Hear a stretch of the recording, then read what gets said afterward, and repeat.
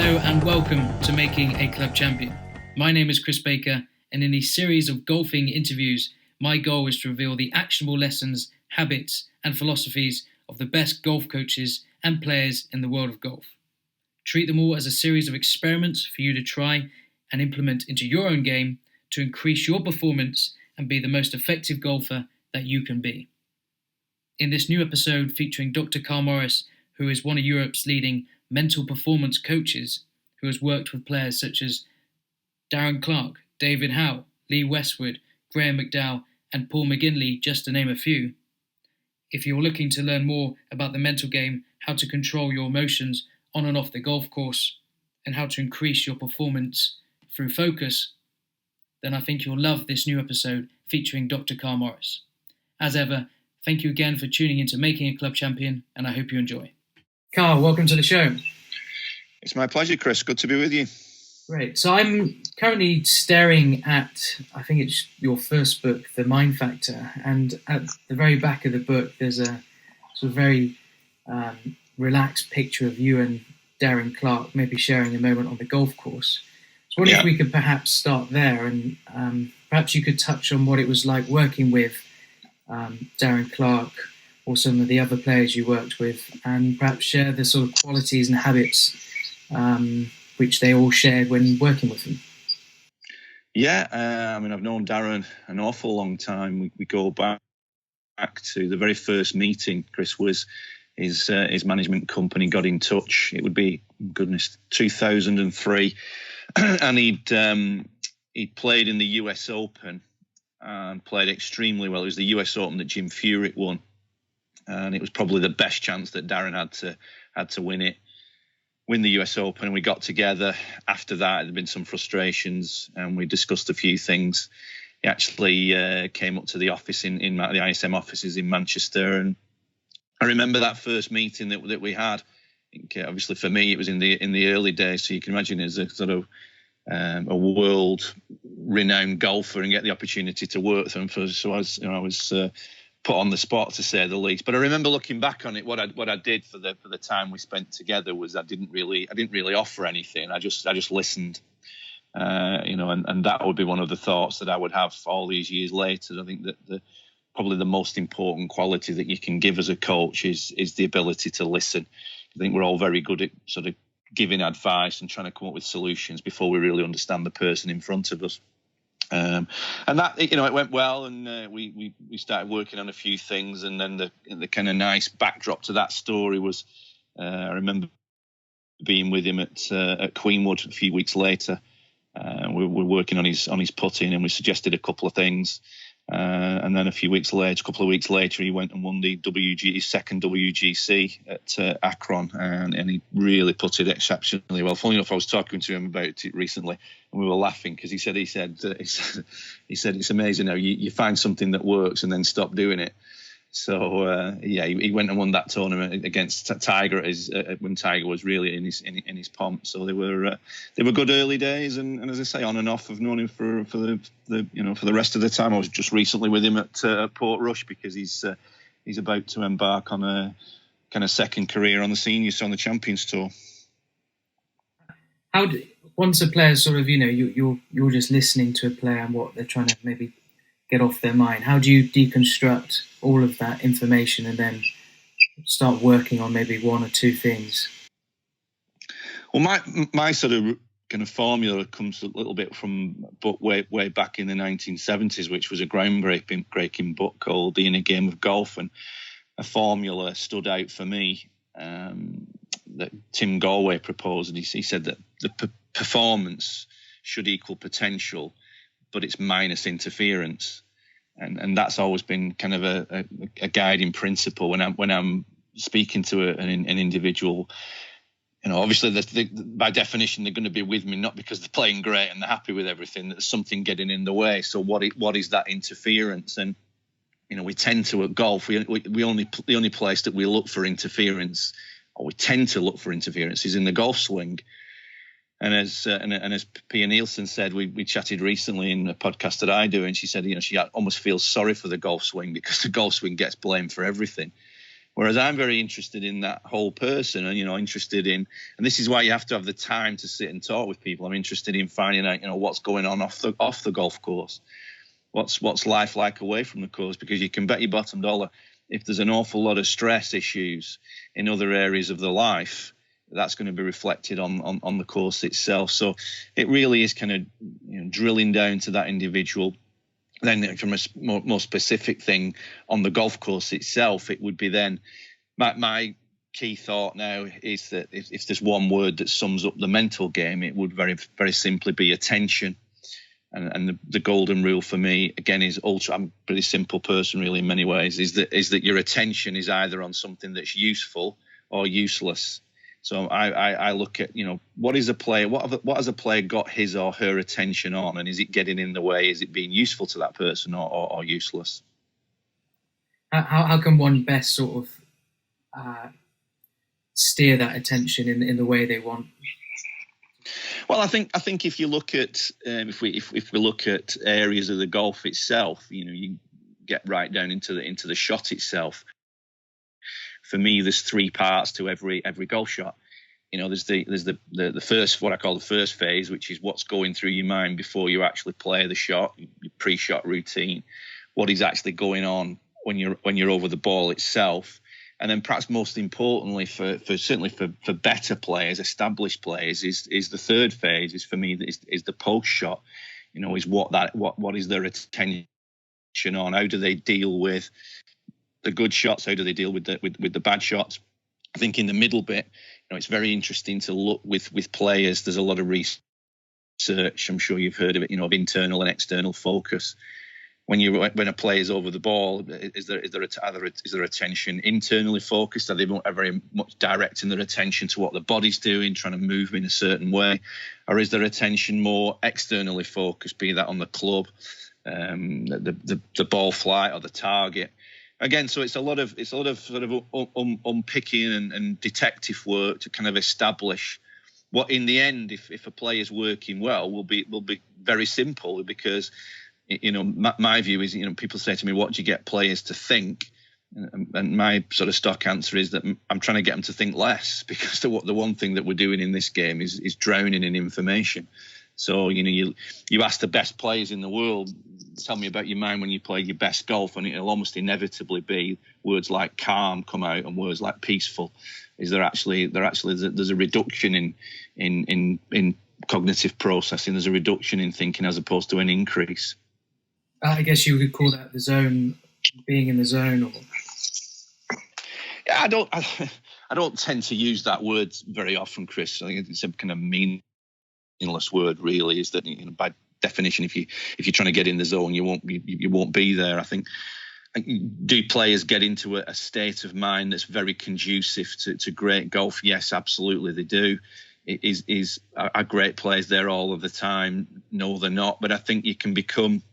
I call it being an attention detective, and I'm really passionate about people taking more ownership of their own game and their own learning, because too much of coaching tends to be people being given stuff. They're told to do this, they're told to do that, when actually the individual, you need to become very aware of yourself, very aware of the things that you need to focus on as a unique individual.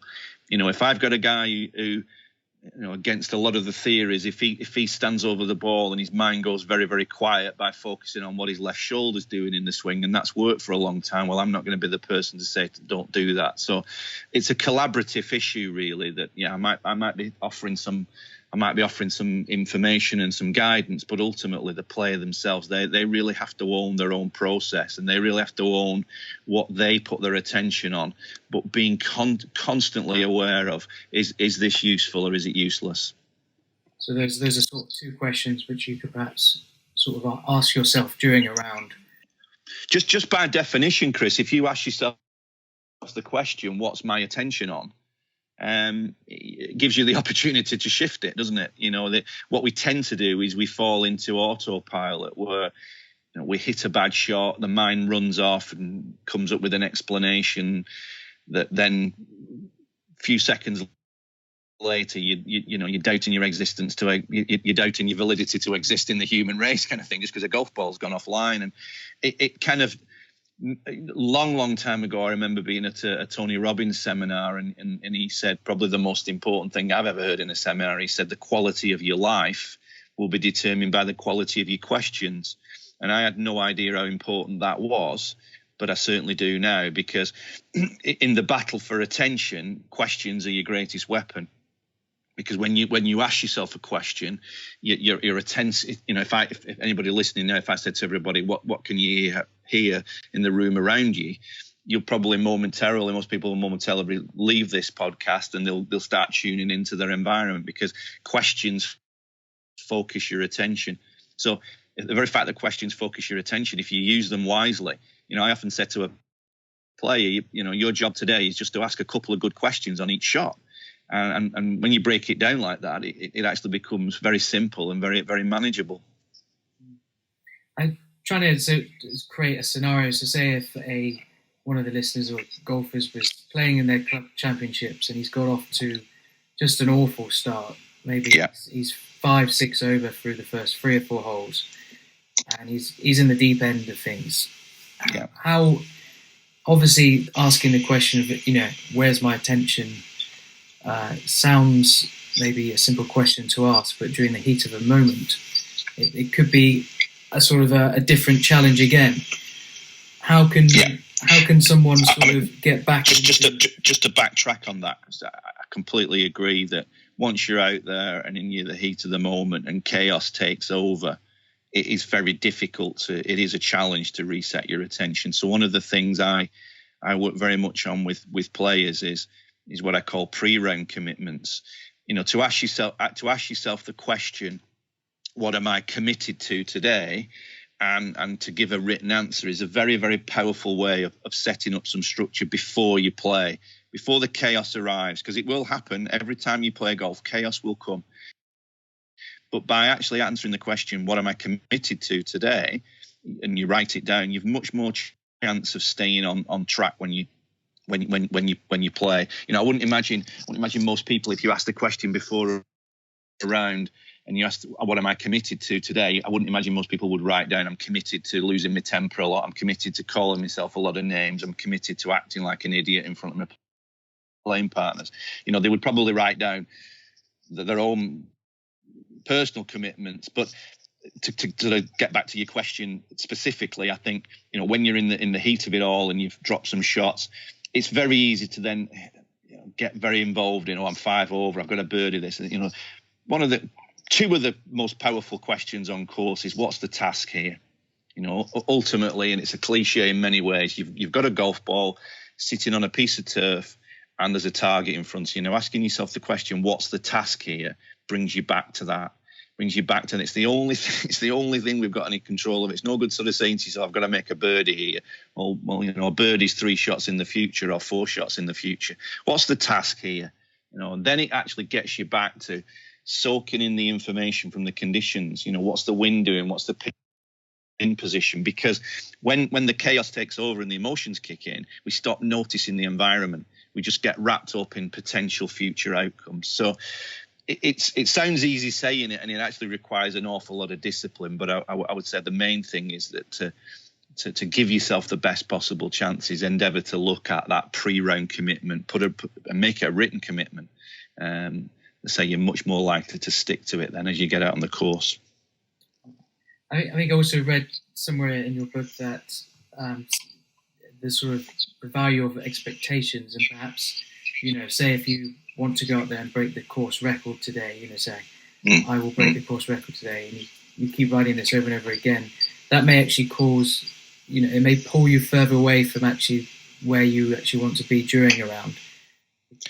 Again, I think that's an interesting one, Chris, because this comes back to the individual and being individually aware of what makes you tick. Some people, if they are very sort of numbers driven, target driven, and they set those targets, some people respond very, very well to that. You kind of, I would say, an Ian Poulter type personality. So if that is you, and you set targets, and by and large that's a good strategy for you, that would be great. I think for a lot of people to set the target, I'm going to break the course record, or I'm going to shoot 4 under, I'm going to be under my handicap or whatever, it's probably detrimental to performance. It's probably going to get in the way, and they may well need to just, I call it burying the goal. We all have the goal. We want to shoot lower scores. We want to get a handicap down. We want to win money in tournaments. But some people need to bury that goal and focus on, it could be very much a process goal. I need to ask 2 good questions on every single shot that I play today. And if you do that, you can score it. You get to the end of the round, and come what may, the number on the card will be what it'll be. But you'll have done the best that you possibly can that day. As I said to most of the players I work with, you can actually choose to have a good mental round whenever you want. Now, executing it's a different thing, but you can actually choose to do that. It's an awful lot easier to actually control some key processes before and after the shot than it is the golf swing. The golf swing, as we all know only too well, comes and goes for everybody. You never have it. What felt great yesterday doesn't feel anything like tomorrow, and we know that from the research, that the brain isn't wired for consistency; it's wired for adaptability. I think I read somewhere that I think Podrick Harrington was playing the Masters somewhere, and he sometime, and he missed the cut actually, but I think it may have been when he was with Dr. Bob Rotella, and he said, although I've missed the cut, I now know I'm capable of winning a major championship. It's because of the way he was thinking. I think during his round, it wasn't because of the score and the outcome. He was very much sort of maybe found a better inner strength. Well, and that's a really important point you make, because, unfortunately with score, there's just so much variability that we don't have any control over. When ball and club collide and there's a separation, when that ball releases, you think of the environmental impacts that there are on that ball. The wind just gets up, and what looked a perfect shot drops short, or current conditions that we've got. We alluded to it, and we chatted earlier on that we've got, for the first time in a long time in the UK, we've got very bouncy links-like conditions. Well, good luck in trying to control your golf ball 100% when you're in with those conditions. So to understand that if our focus is very much on the score, we're actually attaching a lot of emotion to an incredibly variable dynamic. Whereas if we could, I said to players, if you can come off the course and you can look in a mirror and you say, well, pretty much every shot that I've done today, I gave myself the best possible chance. I dealt with my responses pretty well. You've whatever the number in that little box at the end of the card, you've done your bit for the day. And I think the more people can grasp that, they can seek consistency in an area where you can have consistency, as opposed to the game itself in all its incredible variation. I think the word consistency is overused in sport. Good players are not consistent. Nobody is. I think with few exceptions, there are some exceptions in the game, but I think most of the players, if you look at them, they actually just manage their inconsistency better than others. Nobody has it on a string all of the time. What are your philosophies on, say, goal setting, even when you're working with the likes of Darren Clarke or Graham McDowell, or even the club golfer? How do you break it down, or how do you set or work with them? Again, it's doing a little bit of digging, really, and trying to find out in the past, what's worked for that player in the past. Graham, who I've worked with for an awful long time.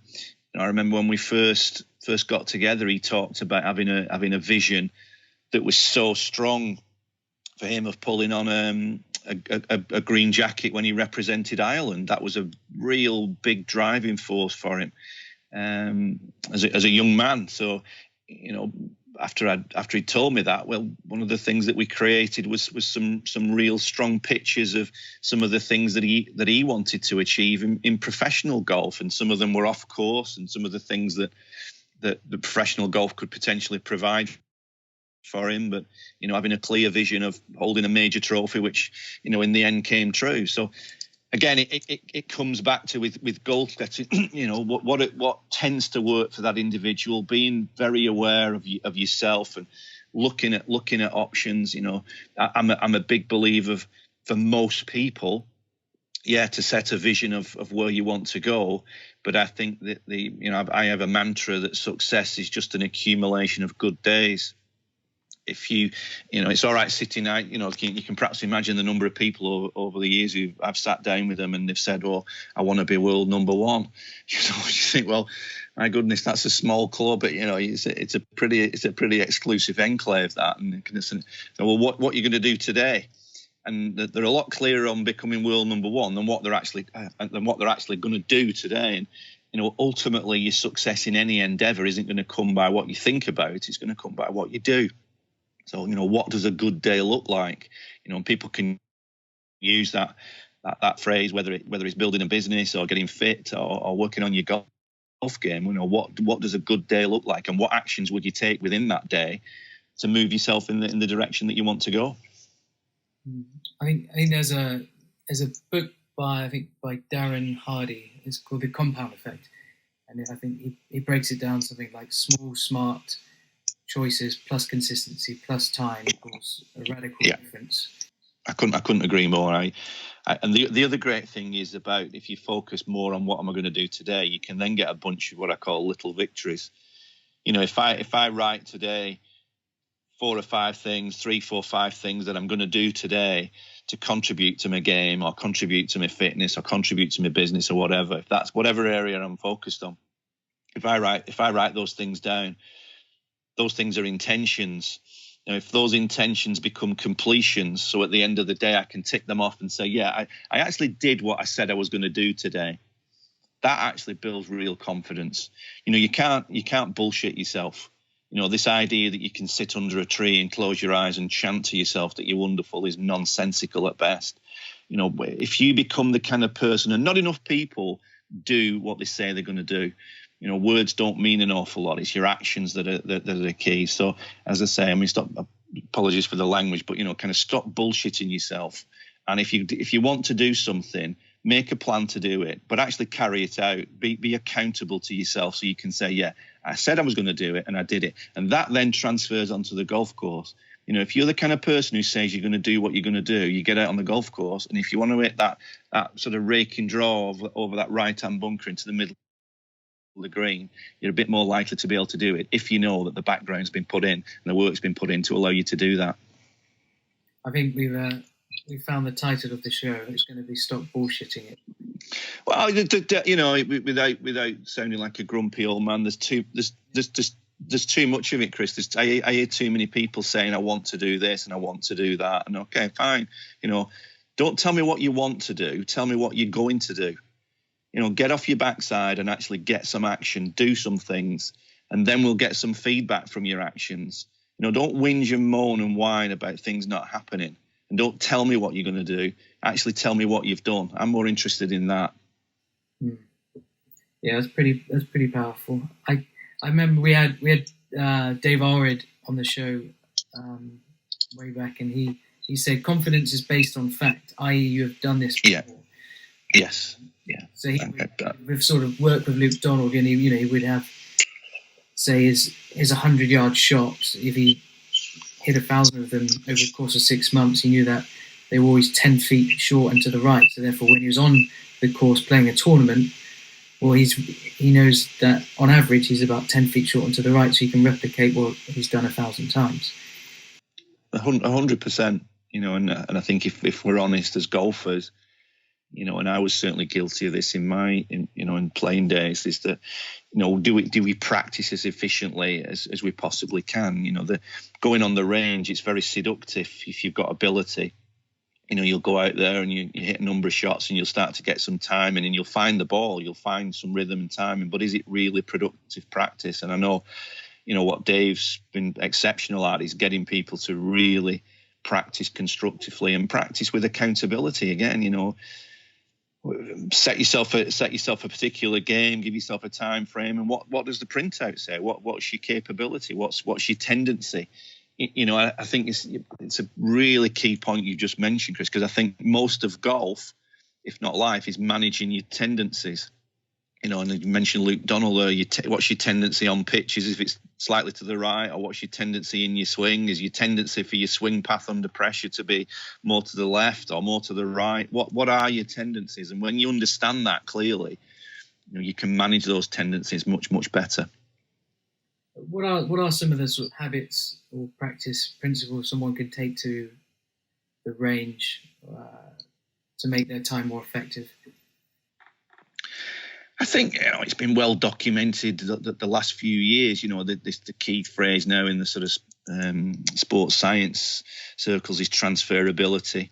I think there's still merit if you're working with a coach on trying to do a certain amount of block practice. If you're trying to work on a particular move, or you're trying to influence your swing path or club position or whatever. But I really like the idea of going there. I always come back to a story that I tell in the seminars that I do about the great cricketer Don Bradman, who anybody who's a sports geek or a statistics geek, Bradman has attached to his name the most incredible statistic in the whole of sport, because if you have a batsman in Test cricket, you have a batting average. Now, if you look at the history of the game in cricket, anybody who averages in the 50s is in a very, very elite club. You're looking at Alan Border, Viv Richard, Tendulkar, those kind of players. And if you look at Don Bradman averaged 99.94. It's the next best in the history of the game is in the 60s. It's off the charts. And I remember going over to Australia doing some seminars for the Australian PGA years ago, and I met up with a guy and we got talking, and cricket's a passion of mine. And he said to me, have you ever heard of Don Bradman? And obviously I had, and we got chatting because he was a personal friend of his. And he said, have you ever heard of Don's drill? I said, what do you mean Don's drill? And he told me that Bradman, right from an early age, what he used to do, he would practice and he would take a golf ball and he would hold a cricket stump in his hand, not a cricket bat. And he would send the golf ball, he would throw the golf ball at a wall and it would ping back, and he'd have to defend the golf ball with the cricket stump. And you can imagine this little golf ball comes pinging back at him when he's only got a stump in his hand. So he always said that when he played the game itself with a bigger bat and a bigger ball, the game always seemed easier. And I've always looked at that principle, the Bradman effect, and the idea is because most times when we practice at golf, our golf practice is so much easier than the real game, because we stand on a big field and blast balls into a big field and then wonder why the game seems tough. So I'd be very keen. I have a game called 10 Chance that you can use with a driver. And what you do is you set the frame up where you depending on your standards, let's say you pick a 30-yard fairway, so it's pretty narrow. And then you say to yourself, how many of those balls can you get within that? How many of the 10 balls can you get within that 30-yard fairway? And then if you get more than 7, you only get one chance on any given day. If you actually get more than 7 out of 10 in that 30-yard fairway, the next time that you play, you make it a bit narrower. So you'd maybe make it 27 yards wide. So that principle, you can imagine what happens with it is that the better that you get at the practice drill, the more difficult the practice becomes. So the more difficult the practice becomes, in theory, then when you step on the golf course, the game seems easier, which is, as I say, is a complete contrast to the way that most people practice, where practice is easy and then the game always seems difficult. Thank you for sharing. That's 2 good stories. Sorry, it's a long-winded answer to an easy question. No, that's great. I think a lot of range time is certainly wasted, as there's no accountability, as it's it's meaninglessly hitting balls. I think we can all say that we've been in that situation. So, yeah, many times. I know. I also read in your book that sort of Hogan used to keep a journal wherever he went, and he used to always record his practice sessions. What could, say, the listeners record in a journal with their practice? What sort of things should they be keeping note of? Yeah, I think that's an interesting point as well, and I think maybe in the modern world of technology, we've perhaps lost touch with the benefits of writing things down. There's a wonderful, for anybody interested in some references on it, there's some wonderful work done by a chap called James Pennebaker. I think one of his books is called Opening Up, And he's researched extensively the benefits of actually, not just in sport, but in life itself, the benefits of actually writing things down, of having a journal, of getting your thoughts from out of your head onto a piece of paper. So I think, to keep a daily journal, to set your intentions for the day, make those intentions completions as we alluded to earlier on, and then just write down some of the results that you're getting. If you're setting yourself the 10 chance drill or whatever it may be, get the results down, and you start to build some genuine pictures that way. And with the clients that I work with, one of the things that we do when we work together is set up a process. And it might be the simplest thing ever, but it's been, for me, the clients who've been the most successful over the years are the ones who've stuck to this. So we'll put a few ideas together of a course of action, and then I get them to email me a weekly accountability email. And it's surprising, Chris, that what happens is that when you actually involve somebody else as well, and I think this is an important one for people, is when you involve somebody else in your goals and you have some accountability to them as well, not just to yourself, is that if you can frame each week, and the email doesn't have to be war and peace. It's just a kind of summary of what's gone on that week. My view is that if you start to have a good week, you can really build on it and you can get some momentum. And it's amazing what can happen in a short period of time with golf when you get momentum. But on the other side of things, if you've had a bad week, it kind of nips it in the bud and you get it off your chest. You actually say what's happened, and then you resolve to make a plan for the week after to do something about it. So I think this whole sort of thought process of writing things down, accountability, definitely involving other people is one I would recommend. And I think that's the value of having a coach or a mentor. It's very, very hard to see the system when you're in the system, and we all need sort of a neutral sounding board at times just to help us see the wood for the trees. Yeah, absolutely. There's I think there's another program out there on the internet. It's called Stick, I think it is, stick.org, where you say if you wanted to lose, say, £20, you actually put money on it, and you could either donate this money to a friend or just a organisation. Right. So I think people have a fear of losing money than actually gaining money. Brilliant. Things like that I could see exactly why that would work. It adds the accountability factor at the end. And you're involving others. There's right. There's a social factor of involving others as well. I wanted to, this is actually a personal question from myself. So this one, I noticed a common theme sort of after competitions at a club or a tournament, and when club golfers come in after the round, they sit down at the bar in the clubhouse and they just go through all of their bad shots, where they drop shots, all the missed opportunities, how much they cocked up during the round. I was wondering what perhaps would be a better habit to do, or I think there's a short answer, Chris, is don't go into the clubhouse, but I'm sure that's not what you were looking for. I'm reminded when you were just mentioning that of another story that I heard from years ago. I'm sure you'll have heard of a chap called Harvey Pennick, who wrote a very famous book called The Little Red Book, and his two most famous clients were Ben Crenshaw and Tom Kite. And apparently there's a story that just before they were about to go on the US tour together for the first time, in what both turned out great careers, that apparently it was either Ben Crenshaw or Tom Kite. They were having dinner with Harvey Pennick, and one of them said to him, if there's one single piece of advice, Mr. Pennick, that you'd give us so we could be successful on tour, what would it be? And apparently he looked at them both and said, make sure you go to dinner with good putters. And what seems a kind of trite remark has some genius in it, because what the wise old coach knew instinctively after years being in the game was that he knew that misery loves company, and especially when you're out on tour, the influences of those people around you can be absolutely enormous, and it's very easy to sort of start a pity party of what's gone on the golf course. And Again, something with players over the years, and it might be my just oversimplistic way of looking at life, is that I say to people, whenever you go out into the world, you'll encounter basically two kinds of people. You'll encounter people that give you energy and people who take energy from you. And we all instinctively know both kinds of people. The people who we're just glad to see because we know we feel better for being with them, and there's other people who basically just suck the life out of us.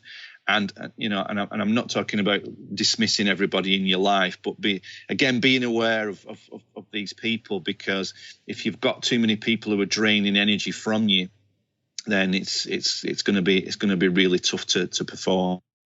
So I think the other thing, to come back to your question, is that when you actually sit and verbalize the things that you did wrong on the golf course, whatever we recall, we rehearse.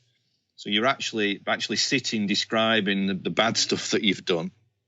And, by definition, as you're recalling that, you are mentally rehearsing to do that again. So that's why bogey holes can be established, bogey courses can be established.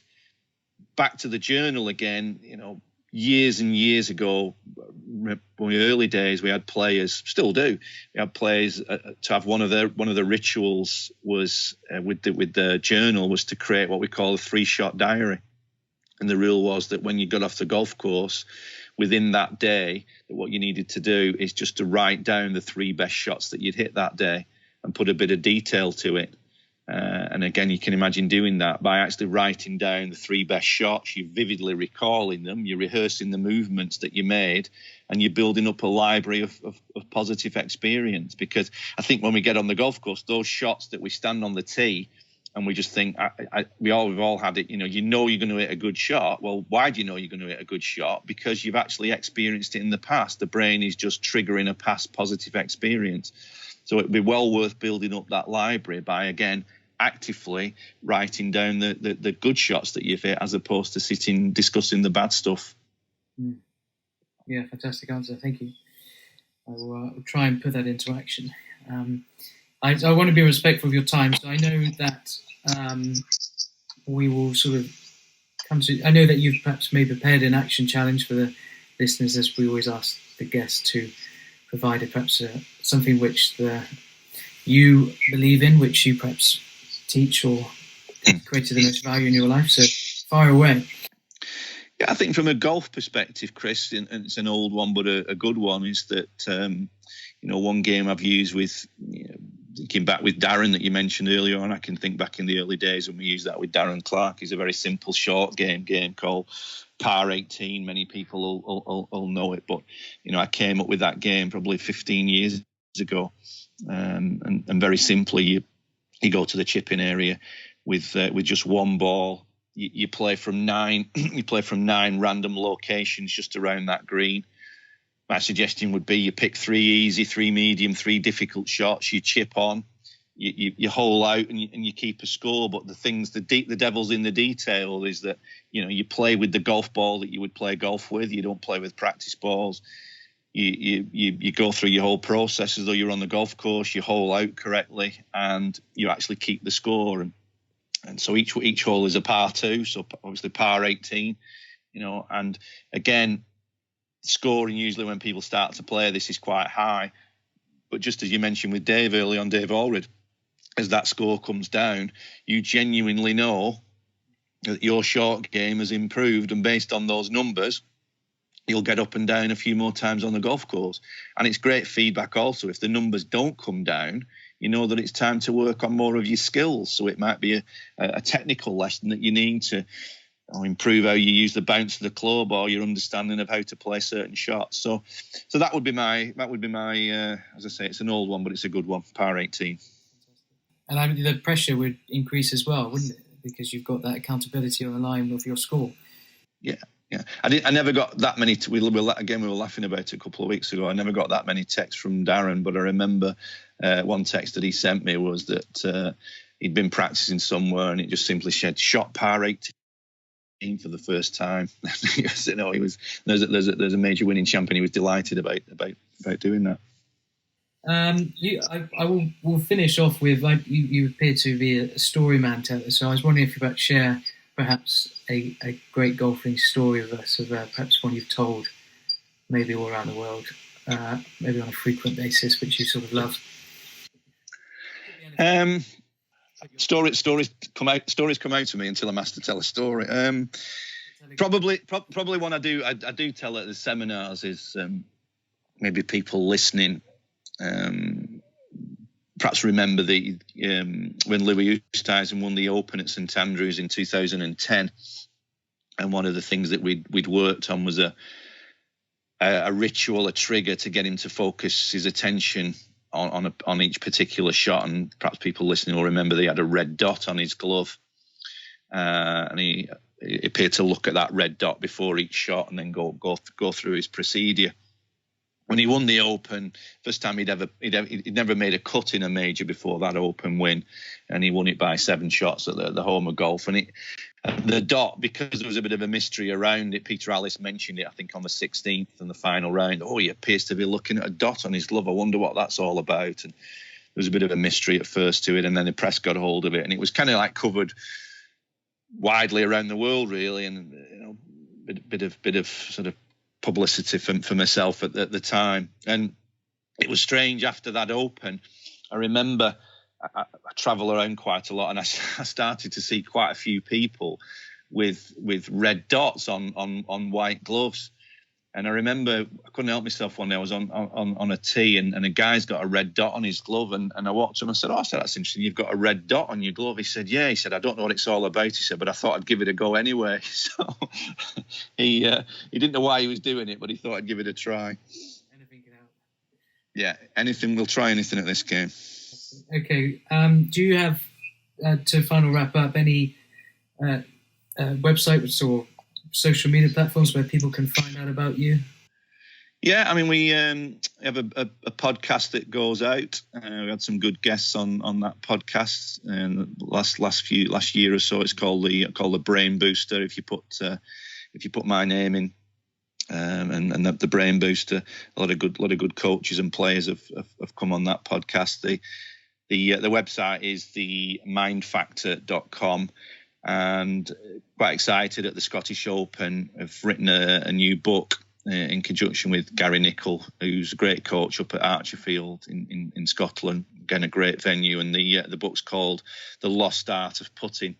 We really sort of look at putting very differently. We're not saying don't work on technique, but it's a different approach to getting the best out of yourself on the greens. And that book, The Lost Art of Putting, is going to be available around it's coming out around the Scottish Open. Fantastic. I'll put all of these details in the show notes on the website, so great. It'll be available for everyone to find. Thank you so much. I think this was absolutely fantastic. I think we covered an awful lot, and maybe do round 2 in the future. I think this was great. I'll think of a few more stories. Yeah, no, absolutely. Any last final words or?